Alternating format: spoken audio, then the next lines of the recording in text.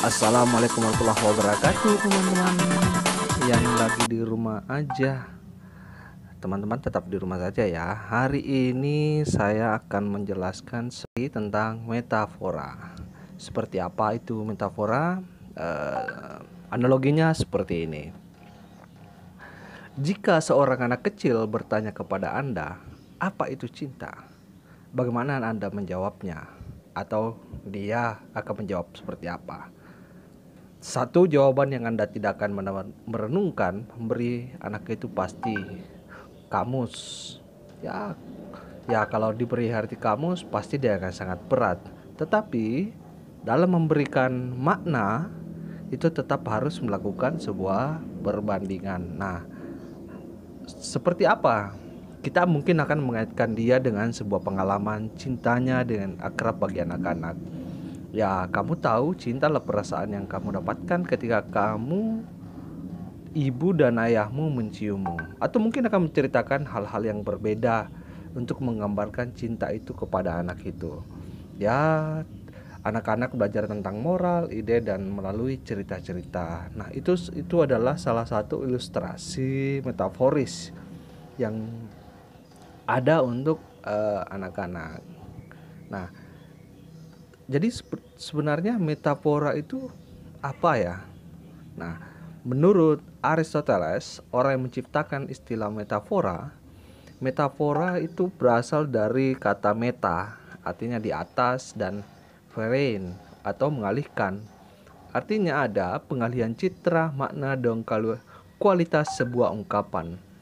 Filsuf Yunani melihat kekuatan penalaran metaforis dalam kemampuannya untuk menjelaskan konsep-konsep yang abstrak menjadi sesuatu yang konkret. Seperti itu. Nah, Kierkegaard dan Mark Johnson menyatakan bahwa metafora sebagian besar orang merupakan alat imajinasi puitis dan retorika berkembang menjadi masalah yang luar biasa daripada biasa. Selain itu, metafora biasanya dipandang sebagai karakteristik bahasa saja, soal kata daripada pemikiran dan tindakan. Nah, kami menemukan bahwa sebaliknya metafora itu meresap ke dalam kehidupan sehari-hari, tidak hanya dalam bahasa tetapi dalam pikiran dan tindakan. Jadi, dari zaman kuno, penggunaan kiasan atau metafora memang selalu digunakan. Digunakan sebagai apa? Itu sebagai strategi retoris yang digunakan oleh para orator. Nah, kalau penulis, ya pasti itu memperkuat dan memperindah tulisannya. Itu digunakan dalam komposisi-komposisi yang digunakan baik dalam ujarannya, tuturan, dan bahkan dalam tulisan. Nah, bagaimana bentuk-bentuknya? Ada contoh misalnya dalam penggunaan eufemisme. Eufemisme ini adalah pengganti dari istilah yang halus agar tidak ofensif atau perasa orang yang memiliki asosiasi kasar, kotor, atau tidak menyenangkan lainnya seperti itu biasa digunakan dalam kata eufemisme ini. Nah, contoh penggunaan istilah kamar kecil untuk mengganti kata toilet. Nah, belum lagi contoh lainnya, ada juga bentuk seruan. Seruan ini adalah teriakan tiba-tiba mengekspresikan emosi yang kuat seperti ketakutan, kesedihan, atau kebencian. Misalnya kata keji sekali orang itu. Itu juga menjadi sebuah kata yang digunakan. Ada juga jenis lainnya, hiperbola atau penggunaan kata yang penggunaannya sangat berlebih. Mengapa? Itu untuk memberi efek. Teman saya minum lautan air. Wah, kalau ada yang minum lautan air berapa banyak? Padahal itu adalah melebih-lebihkan, makanya disebut dengan hiperbola. Ada contoh lain, ada contoh perumpamaan atau teknik perbandingan spesifik melalui kata-kata suka di antara dua ide atau objek, bagai air di atas daun talas. Ada juga mengacu pada sesuatu yang ironi.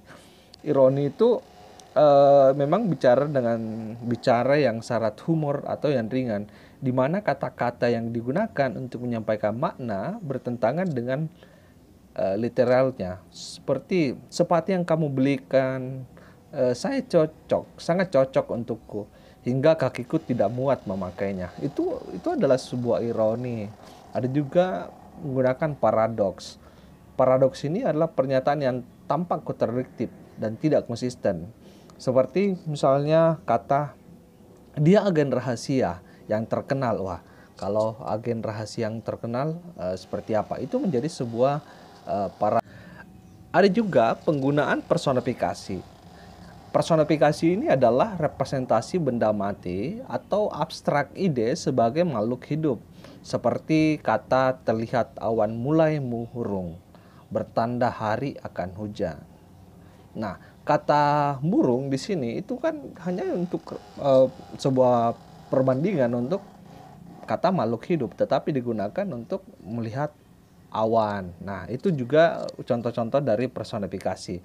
Hal lainnya itu snake dot, atau teknik di mana bagian dibuat untuk membelah keseluruhan. Keseluruhan untuk sebagian, spesies untuk genus, dan lain-lain. Misalnya kata Indonesia meraih emas dalam Olimpiade Matematika Internasional 2016. Nah, kata Indonesia itu mungkin hanya yang itu mewakili secara keseluruhan, tetapi sebenarnya yang juara hanya satu orang. Jadi ini adalah sebuah sinekdot untuk yang membelah keseluruhan, yaitu apa? Ya, Indonesia. Para ahli telah menemukan bahwa komunikasi sehari-hari kita itu banyak menggunakan metafora. Jadi praktik-praktik simbolik itu banyak sekali digunakan di tengah-tengah masyarakat. Nah, apa yang coba kita jelaskan metafora ini? Nah, ada struktur yang akan coba dibangun. Seperti kata, mari kita menggeledah kata profesor adalah ular. Ya, ada dua referensi yang saling terkait dalam topik ini. Referensi utama adalah profesor yang dikenal sebagai topik atau tenor dari metafora. Kemudian ada referensi yang kedua, ular yang dikenal sebagai kendaraan metafor, yang dipilih untuk mengatakan sesuatu tentang topik itu. Nah, keterkaitan antara keduanya itu menciptakan makna baru yang jauh lebih dari jumlah sederhana dari topiknya. Nah, seperti apa modelnya? Kita menganalogikan X sama dengan Y. X itu profesor itu adalah ular, yang kemudian menjadi makna berikutnya profesor itu licik dan berbahaya. Nah, tanda itu kemudian di Y telah ada turunan Y kecil ditandai dengan Y dan X kecil. Nah, kita bisa melihat strukturnya seperti ini. X itu adalah profesor, itu adalah seekor ular. Seekor ular ini yang kemudian mengalami turunan. Ular itu adalah reptil yang berbahaya.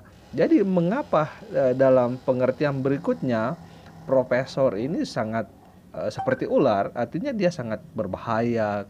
Nah, itu menjelaskan sifat-sifat dari ular itu sendiri. Jadi ada makna konotatif yang muncul. Jadi bukan lagi makna denotatif. Seekor ular secara bentuk ya, ular itu panjang, melata dan segala macam. Tetapi yang konotasinya adalah ular ini berbahaya, sangat licin. Itu yang kemudian menjadi sebuah metafor dari topiknya.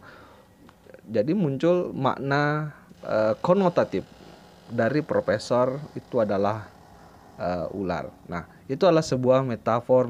Jadi bisa disimpulkan bahwa metafora ini mengungkapkan kecenderungan dasar pikiran manusia untuk berpikir dengan mereferensi untuk mencari dan membangun kesamaan di antara hal-hal yang saling berhubungan secara semiotika. Nah, seperti itu teman-teman. Apa yang saya jelaskan tadi ini adalah hal-hal yang sederhana tentang metafora. Jika teman-teman punya referensi lain, itu bisa berbagi. Cukup sekian ya untuk perjumpaan kita selama 12 menit. Tetap di rumah aja teman-teman, karena untuk menghindari virus COVID-19. Terima kasih. Wassalamualaikum warahmatullahi wabarakatuh.